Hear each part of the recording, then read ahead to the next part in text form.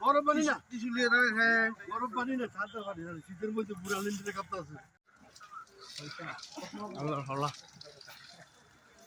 সমস্যা নেই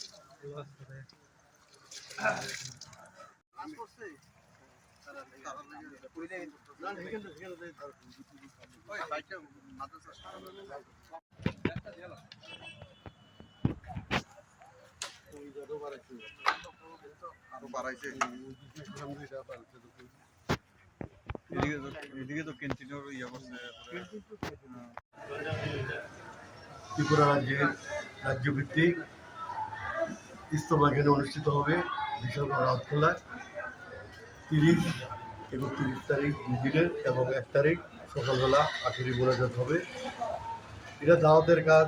লা ইলাহা ইল্লাল্লাহু মুহাম্মাদুর রাসূলুল্লাহ, নেই কোনো মাবুদ আল্লাহ ব্যতীত, আল্লাহর প্রেরিত রাসূল। পৃথিবীতে 2 লক্ষ আনুমানিক নবী এসেছেন।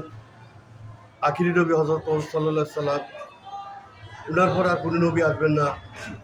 ওনার পৃথিবীতে আসার আগে অন্যান্য নবীরা বলেছিলেন, আগের নবীরা বলেছিলেন আমাদেরকে আবার পুনরায় আল্লাহর কাছে দাবি জানিয়েছেন, হে আল্লাহ আমাদেরকে আখিরি নবীর উম্মত হিসেবে পৃথিবীতে প্রেরণ করা হোক।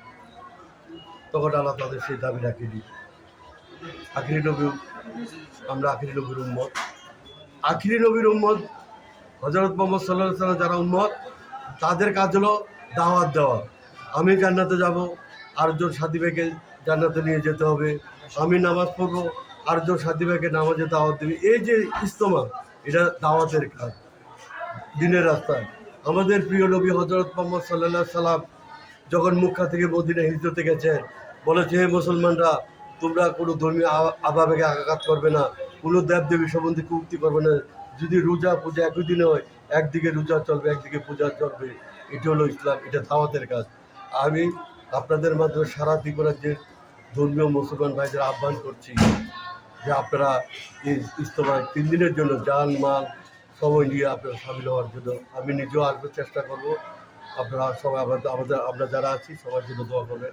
সবাইকে দাওয়াত দিচ্ছি ইজতেমা অংশগ্রহণ করার জন্য 3 দিনের জন্য। আজকে দাওয়াতের কাজ, এই ইজতেমার কাজ, এগুলি ইসলাম। অনেক সময় হাদিয়া দেওয়া হয়, অনেক হাদিয়া প্রকাশ করা হয়, অনেক হাদিয়া নিবেদিত হয়। এটা শরীয়ত বিধানে আছে। আমাদের যেখানে আজকে যে মহতি যে একটা ইজতেমা হচ্ছে, আমাদের এই বিশালগড়ে সংখ্যালঘু মোর্চার নেতৃত্বরা, ফেরদৌস ভাই, তারা সবাই মিলে কিছু হাদিয়া দিয়েছেন, ফল দিয়েছেন। ইসলাম এমন একটা ধর্ম, আমাদের প্রিয় নবী হযরত মুহাম্মদ সাল্লাল্লাহু আলাইহি সাল্লাম শুধু মুসলিমের নবী, পুরা মানবের নবী। আমরা হাদিয়া অর্পণ করাতে আল্লাহর কাছে দোয়া করি, আমরা সবাই দিই। আজকে এই জন্য সবাইকে দাওয়াত দেওয়ার জন্য আমরা এখানে আসছি।